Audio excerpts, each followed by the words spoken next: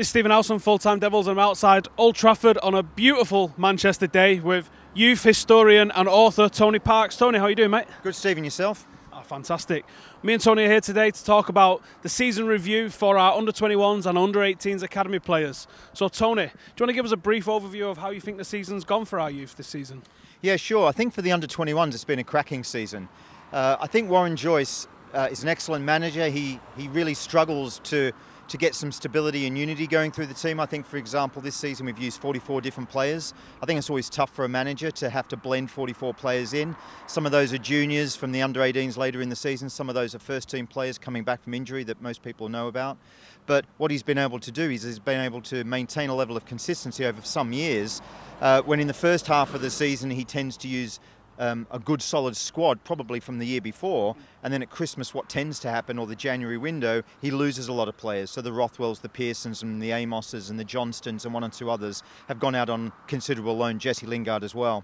And then what that does allow is it allows for some of the juniors from the previous year to step up, and you see the likes of Ash Fletcher, Donald Love, Liam Grimshaw, they tend to take shape in the second half. But overall, you can't argue with winning the league again. He's done a cracking job. No, under-21 champions, we've got to love that, haven't we? And one of the reasons that we've needed so many players is because, one, we've had a lot of players loaned out, we've had a lot of injuries, but we've also had a lot of players stepping up into the first team and doing pretty well, I would say, as well. Yeah, I think there's been a couple of surprises for most people. I think if you ask most people who watch the regular under-21 games, or even from the under-18s, the surprise bucket of the season really is Paddy McNair. I don't think anybody would have thought that he would have got the jump over Tom Thorpe, for example, who is an excellent player.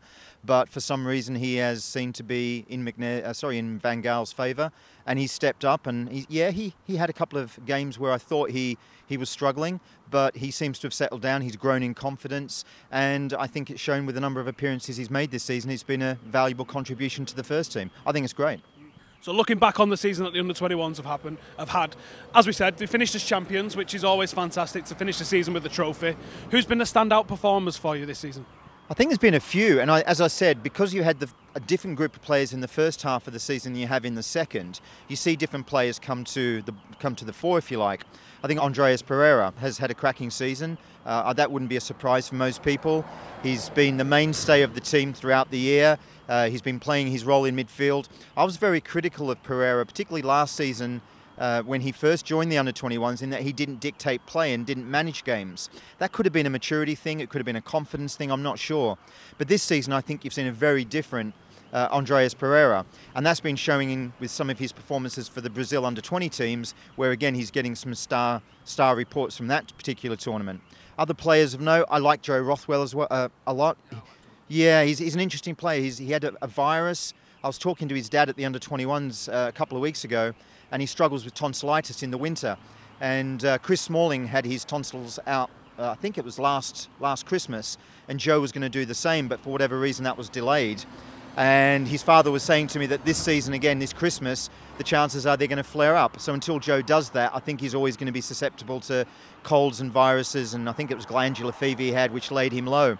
But when he's not dealing with that sort of stuff, he's a great player. He scores goals, he's a little bit box to box, he's very attacking, and I think he sort of complements Pereira very well.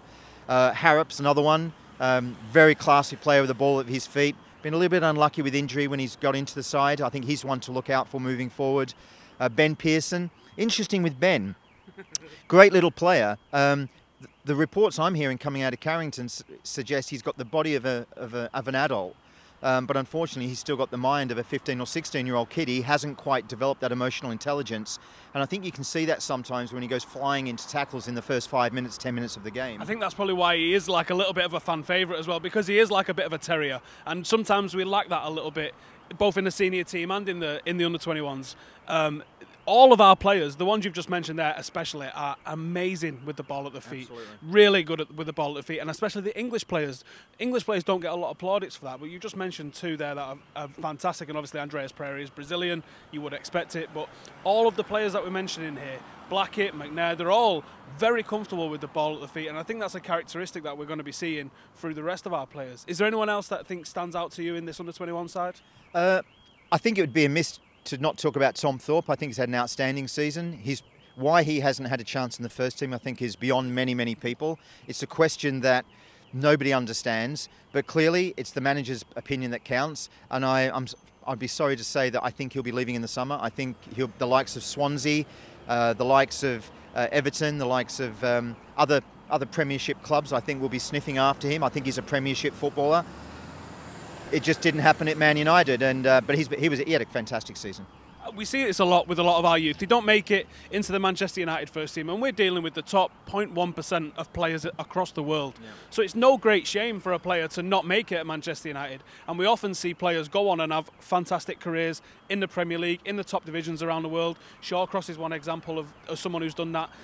Gibson's another one that's gone on and done it. And failing at United is not failing as a footballer, and I think that's one thing that we do as an academy is we do set players up to go on and succeed elsewhere, even if they don't manage to make it for us. I think that's true. I think looking at my records just in the last week or so, I was doing an end-of-season sort of summary, and I counted 120 ex-Man United youth players playing professional football somewhere in the league, somewhere around the world, and that's just amazing. What I would say as a caveat, although Van Gaal has given debuts to half a dozen or so junior players this season, hand on heart, are any of those players outstanding George Best, Bobby Charlton, Norman Whiteside type of players, Paul Scholes, Ryan Giggs type of players? I don't think so. Maybe Pereira. Potentially. Maybe Pereira. Potentially. And as a consequence, I still think there's a lot of work to do at the academy level. I still think there's a lot of work to do to improve our scouting, to get some of those lads in. There was a lot of hope for Danny Welbeck. I was a big Danny Welbeck fan, and I think he's got some great talent. I'm not sure we worked out where to play him. Was he a striker? Well, he didn't score goals. Was he out wide? Well, was he contributing? And I think we got kind of confused, and Arsenal are in the same position. They're not quite sure where to play Danny, but I think he's a cracking player and an excellent product from our youth system. All right, thanks very much. If you've been watching the Under-21s this season, bang it in the comments below. Let us know who you think stood out. Let us know who you think's one for the future, and we'll be back with part 2 very soon.